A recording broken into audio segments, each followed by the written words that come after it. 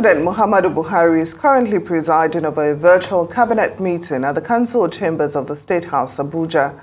Those physically present at the meeting are the Secretary to the Government of the Federation, Boss Mustafa, Chief of Staff to the President, Professor Ibrahim Gambari, and Head of Service of the Federation, Folashade Yemieson. Also in attendance are Ministers of Information and Culture, Lai Mohammed, Finance, Budget and National Planning, Zainab Ahmed, and Justice Abubakar Malami. Others are Ministers of Federal Capital Territory, Mohammed Bello, Works and Housing, Babatunde Fashola, Agriculture, Mohammed Abubakar, Aviation, Hadi Sarika, Mines and Steel Development, Olamilekon Adegbite, Ministers of State for Education, Goodluck Opia, Agriculture and Rural Development, Mustafa Shehuri, Budget and National Planning, Clement Agba, Environment, Odum Udi. Other ministers are attending virtually from their various offices in Abuja. Lawyers have warned that the frequent disobedience to court orders by government at all levels will not bode well for the survival of democracy in Nigeria. They called on the executive arm of government and security agencies to always ensure compliance with court orders. Joining us now to discuss the disobedience to judicial orders and the implication for democracy is the chairman of the Nigeria Bar Association Section on Public Interest and Development Law, Dr. Monday Ubani. Thank you so much for joining us on Newsday. Yeah, thank you very much for having me. Good afternoon. Good afternoon. Now, I'd like to know what the implication of this frequent disobedience to court orders by government officials will have on our democracy. Yeah, thank you. I will answer you straight away. It portends grave danger for our country, especially a country that is said to be under democracy. There is nothing like the rule of law. The moment you allow lawlessness to prevail in any society, what it breeds is anarchy. Everyone wakes up and does what it pleases him, and nobody will be safe. It will return us to the law of nature, where everyone is not safe, and that cannot be the desire of people who have actually come together to form a society and elect some people to preside over that particular society. And so it's important that whosoever at any point in time that presides over a country must ensure the enthronement of the rule of law, the supremacy of rule of law, obedience to court orders. And that's why SPIDA is organizing a conference in Abuja from the 4th of August to 5th, in which they will highlight the dangers of undermining the judicial power in democracy. It portends danger. It is not something that should be contemplated at all, because it brings, as I said earlier, a state of anarchy. And we have invited the current CJN, who was confirmed yesterday, to declare that conference open. We will have a keynote address coming from Justice Okoro, who happens to be a justice of the Supreme Court. And we have people like Femi Falana, Mike Ezekome. I mean, these are senior lawyers, you know, and even the president of the bar, Mr. Olumide Apata, who will participate in that conference. As I said earlier, it's a conference that is taking place in Abuja. And we will examine this issue of disobedience to court orders, the danger that it portends for any democratic country. It certainly is a worrying situation when the legal arm of the country is not living up to what it's supposed to be. I want to talk about trustworthiness and dependability. Now, these things are what we would hope from our judiciary, but it seems, just as we've been discussing, that those have been sliding in a slippery slope towards, and I fear to use this word, autocracy. What are the dangers, the implicit dangers to our democracy if we don't have a system of checks and balances, and the system that is supposed to check and balance is not doing what it's supposed to do? How can this be resolved? Yeah, that is a very intelligent question. Of course, you remember that it was Montesquieu, I think he's a philosopher, a king, who propounded the theory of checks and balances. In a democracy, there are three major arms of government. We have the executive, we have the legislative, and then we have the judiciary. And the understanding in democracy is that each must check in each other and ensure that there is no autocracy exercised by any of the arms. the executive executes, the legislative chamber, makes law, and then the judiciary interprets the law. And if there is any time any of them misbehaves or go contrary to the law, then the third arm of government must always be there to give a correct perspective, a correct interpretation of what the law ought to be, what the law is supposed to be, to have a functional society. As I said earlier, absence of law means anarchy. And where any of the arms of government becomes autocratic and does not obey the law itself he has enacted, then it means that the country or the society will gravitate into pure anarchy, where no one will be safe. And you remember that the primary responsibility of every government is protection of lives, of property, and safety of the people, and then the welfare. Now, when there is no security due to lack of law, due to lack of observance of rule of law, or where one arm is more autocratic than other, then that country will be in a very big problem. And so it's important we emphasize the fact that each arm of government must check one another. If there is any point in time where the judiciary becomes autocratic in the interpretation, the legislative can go ahead and make a law in order to reduce the powers of the legislature. So also in executing, where there is any autocracy being exercised by the executive, the other two arms can come in and say, oh, you don't do it this way, or this is the way it's supposed to do. So they all check each other in order to ensure a balancing in the society and also protect the society and protect the citizens who are beneficiaries of the dividends of democracy. So it's important that is that checks and balances in order to ensure that it's orderliness in the society. Now, some would question if the citizens actually are beneficiaries of the judiciary, because there is a perception that the judiciary has been compromised. We have cases where, well, I'm not going to name any, but where people have sought, justice, and then a certain person in government has made a phone call and said, dismiss this case, and it's been relegated to the background. So I'm just wondering how the judiciary plans to clean up its image for Nigerians to even begin to trust them before we even, talk about orders being flouted when it looks as though the executive and the judiciary actually won. The position of the law is that the judiciary remains the last hope of everyone. Well, they usually say it remains the last hope of the common man. I think that even those who are rich must also be given justice, just as a poor man is also entitled to justice. Now, where the judiciary loses the confidence of the people, then the society is in trouble. The judiciary must be bold. The judiciary must be very courageous. The judiciary must be very impartial. The judiciary must, enthrone justice at all times, irrespective of whose ox is God, irrespective of the pocket of that individual.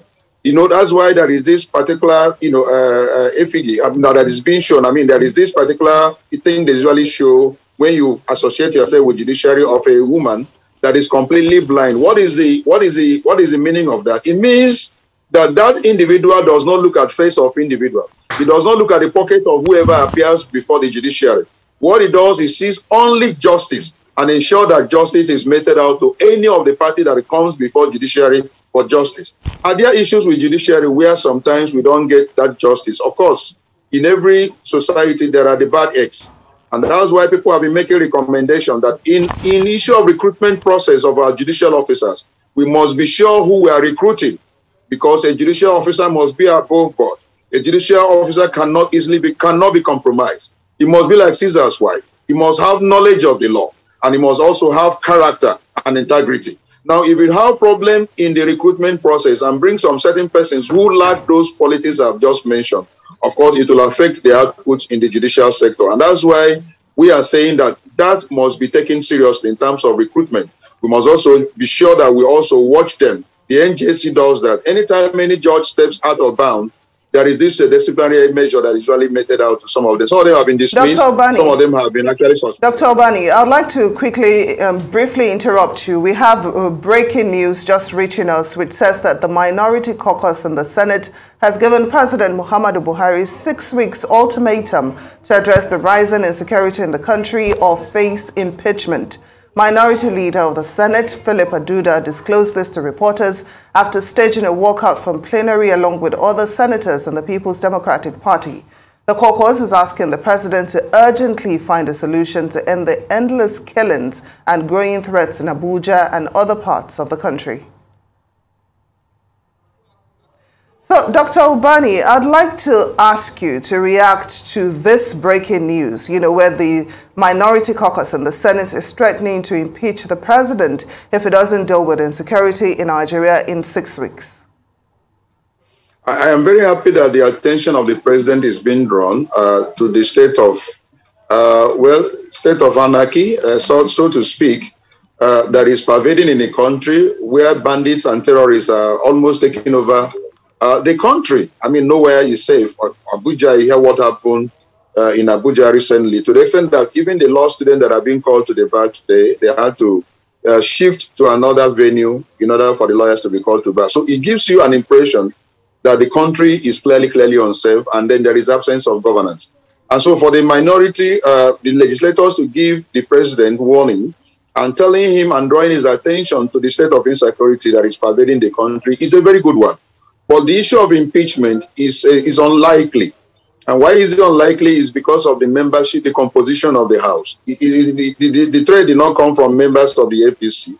It came from the members of the minority PDP that is in the House. And they cannot constitute the requisite number in order to impeach the president. But the most important thing is the president's attention has been drawn that the country today is not safe, that lives and securities are not properly secured. And there is clearly now evidence of absence of governance. And it's a very dangerous signal. And that the president should sit up with his security chiefs in order to secure the country. Now there is threat all over, threatening Lagos, threatening Abuja, and all over the country. I don't know what the guys have in mind, but the government must be up and doing in order to ensure that they are in charge. Sovereignty belongs to the government, to the people. But the government must show the people that they are in charge of governance. And every apparatus of government must be totally under control. So I'm very happy with that warning. But as for impeachment, clearly unlikely. And with this impeachment, I struggle to say it's something, or this rumors of impeachment, I struggle to say that it's a little bit of medicine after death. We know we have been in this tight security situation for months. We saw the awful videos of the kidnapped victims from the Abuja-Kaduna train. Months and months they've been there. We saw videos of them being beaten. We've heard the president, we've heard non-state agents threaten to attack the president and the governor of Kaduna State. We have seen clerics being taken every week for months. We've seen a lot. What can be done? We know the president likes to give marching orders to his security chiefs. He's been doing so for months, trying to get them to do their own job or do more. Now the buck has been put on his own table. I would be completely surprised if this is the first time he was alerted to the situation. I don't know why it would take threats of impeachment to make things more. But my question today is, what can be done? The security chiefs, the president, everyone is being called to order. Everyone is being given marching orders, but we're still not feeling any safer than possible. What can be done in order to put more pressure on those who are in power to implement more creative strategies to ridding us of these terrorists and bandits? There is a piece of news that I read in the week that really made me to be afraid. That information is that the security personnel in the country said they know where the bandits and the terrorists are. But that the only snag is that they cannot bomb them because they have in their custody some of the citizens in their hostage. I am worried that the security knows where these people are. And they are saying they cannot do anything. They are throwing their arms up in the air, giving us a state of hopelessness and helplessness. It doesn't give a correct impression, of the fight against terrorism. Now, that cannot happen in the US. It can happen in the UK. In all these developed climes, that the security agency will come and tell the members of the public and say, we know where the criminals are. We know where they are residing. We know where they live. But we cannot take certain action because of so reason. I'm surprised that such a statement was dished out to the members of the public. So it gives an impression that these people cannot do anything. So I think your question, going straight to your question, I think they need to be more proactive. They need to take steps in order to ensure that they nip this in the bud. A situation where the bandits and terrorists are running down the country and they now threaten the president of the country. They even attack his convoy. They even have access now to Abuja, which is the seat of government, giving us, a very good reason to ask this government actually to resign, because that was one of the reasons why they asked President Jonathan to go, because Abuja was under attack by terrorists. And they said, look, if this man cannot secure the seat of power, then he has no reason to remain there in government. That was part of the campaign in 2015. So Abuja now is under threat.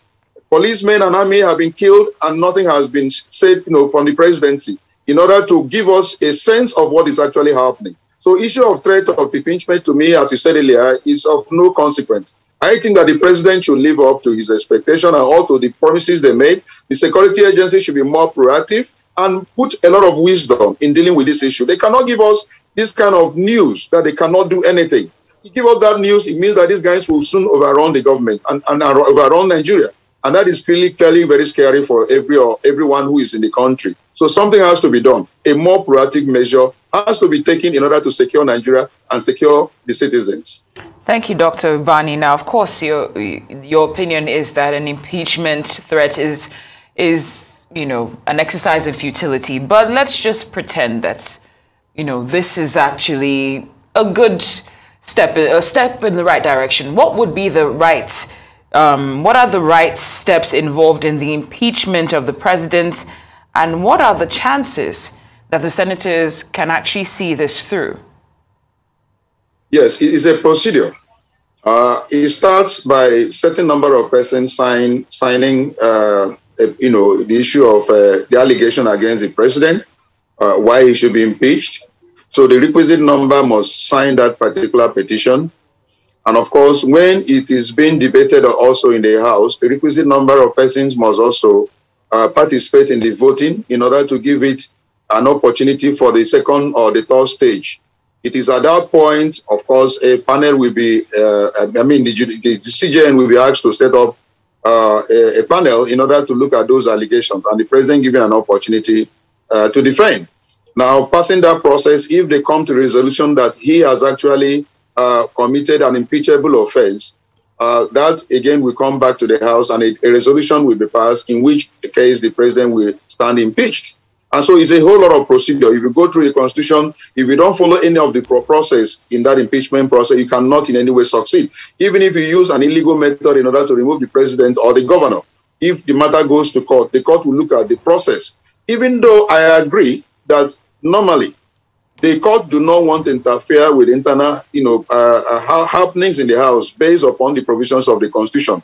But wherever you have started to exercise a power in accordance with the law, you must allow that process to go through. So any of them that you breach, the court will now come in to say, no, even though we cannot interfere in your internal matter, you must comply with the law as long as you are applying provisions of the law. And so it's a long process. I doubt the possibility of them succeeding, as I said earlier. One, with a House that is being presided over by Mr. Lawal, who happens to be the president of the Senate. That process cannot go through. A House presided by Wajab Amila, who happens to be an APC member, who all of them have always echoed that whatever the president does is right, it cannot go wrong. I doubt the possibility of success. So, but the point is that they have made a point, and Nigerians will be happy that the House is living up to its expectation by drawing the attention of the president to the state of insecurity. We are not safe all over. You listen to the television, you listen to the radios, you listen to all over the social media. Everyone is complaining of one thing or other. Somebody is abducted, somebody is kidnapped, somebody is killed, somebody is murdered all over the country. I mean, it's blood letting all over the country. No one feels safe anymore. So I think that the president himself should be worried. And I think that the presidency must issue a statement in order to tell Nigerians we are in a state of alert. What are we supposed to do? What is the presidency doing? What are the security agents doing in order to secure this country? That statement is very critical at this point in order to assure Nigerians that we are really, there is really a government that is in charge of running Nigeria. That, again, is very critical for us to hear from the presidency that they're still in charge and they are totally controlling Nigeria. Dr. Ubani, I'd like to remind you that the president's spokesman, Garba Shehu, he recently brought out a statement where he says that the terrorists are just simply trying to instill fear in the hearts of Nigerians. And he says the president is doing everything he can, and he's even doing more than he should to secure Nigeria. So how would you react to that? I think that is a political statement. And also, the Minister of Information also told the investors that Nigeria is the safest place for them to come and invest. They make political statements in order to present the fact that they have performed. But majority of Nigerians know that today we are more insecure. We are no longer secured, than where we were under the government of President Jonathan. Because the reason why President Jonathan was removed was on this issue of insecurity and the management of the economy. And the president then gave us the impression that he is coming in as a retired general.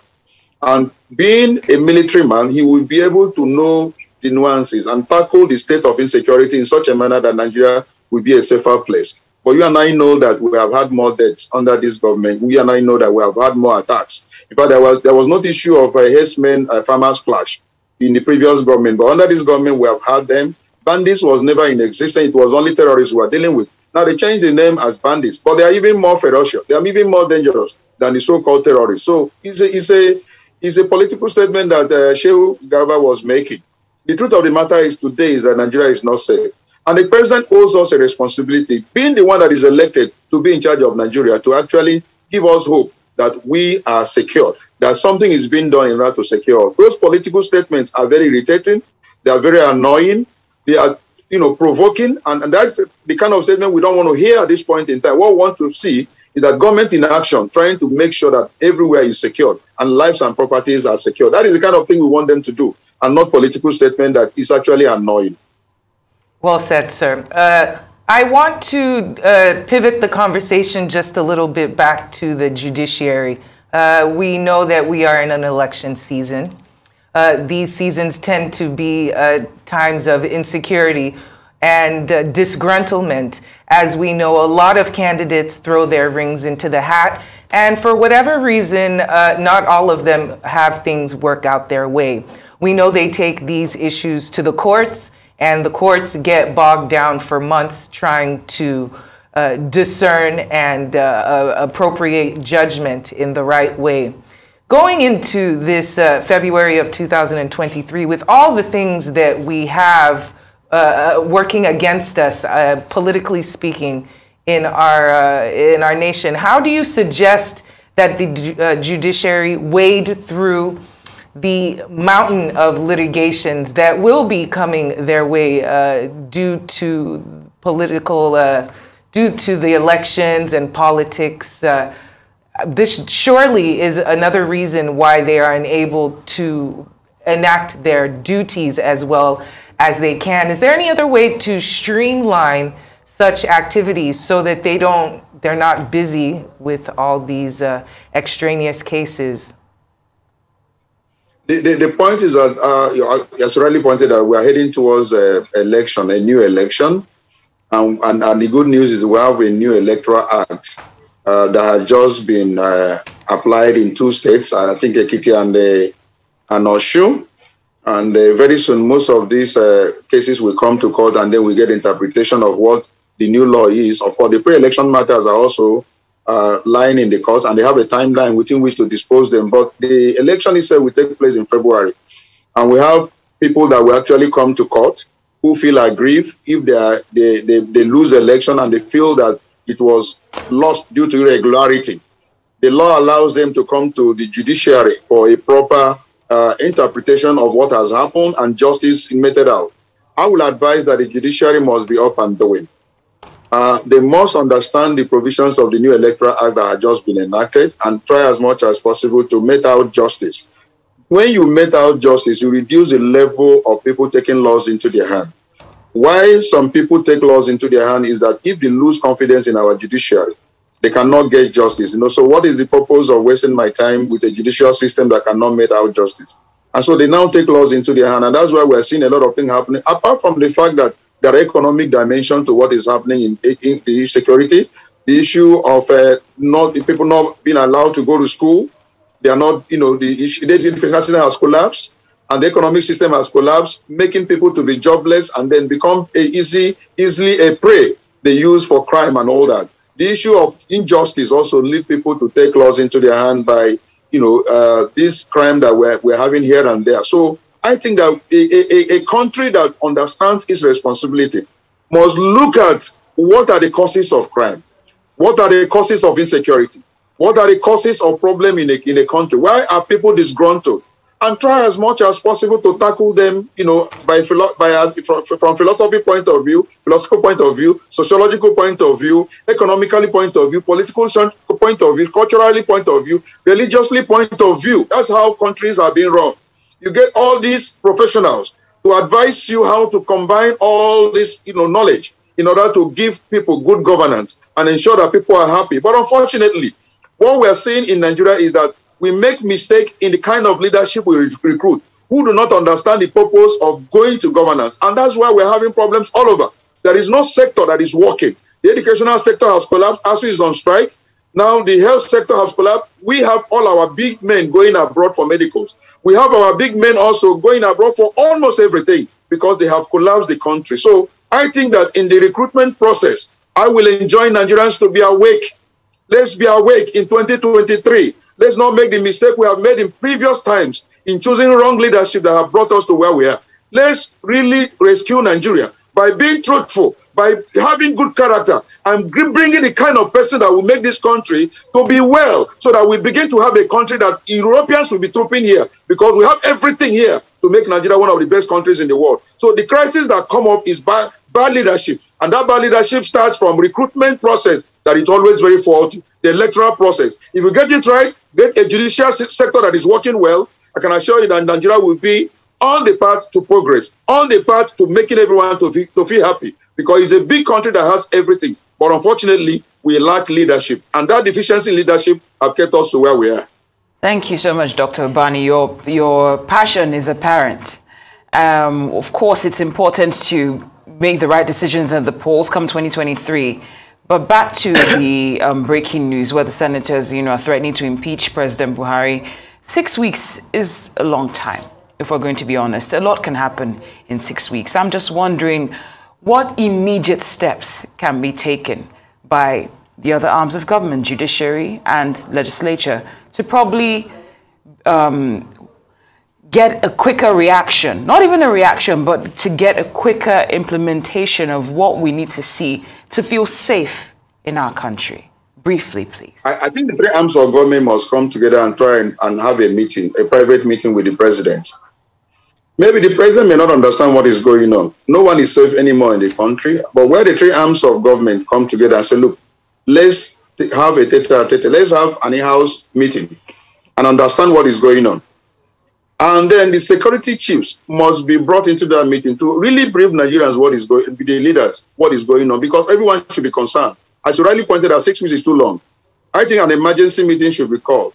The level of state of insecurity and the warnings that are coming from these bandits is like they want to take over the country itself.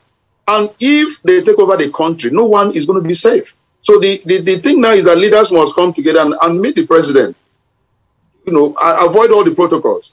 Have a meeting with the president, have a meeting with the security chiefs. What is actually going on? Is it that they are incapable? Is it that now they have become helpless? Is it that they don't have the arms? Is it that there are other things they need to do they're not doing? And come up with a solution. 6 weeks as really is too long. Are we going to wait, you know, with these killings that are going on every day, you know, until 6 weeks when the president will take an action? So I think they need to come together to have an emergency meeting concerning this state of insecurity, in which some of these things will be probably, you know, briefed to the leadership of the three arms of government, and they now know what to do. A more proactive measure has to be taken. That is the truth. Dr. Monday Ubani, Chairman of the Nigeria Bar Association Section on Public Interest and Development Law, thank you so much for joining us on Newsday.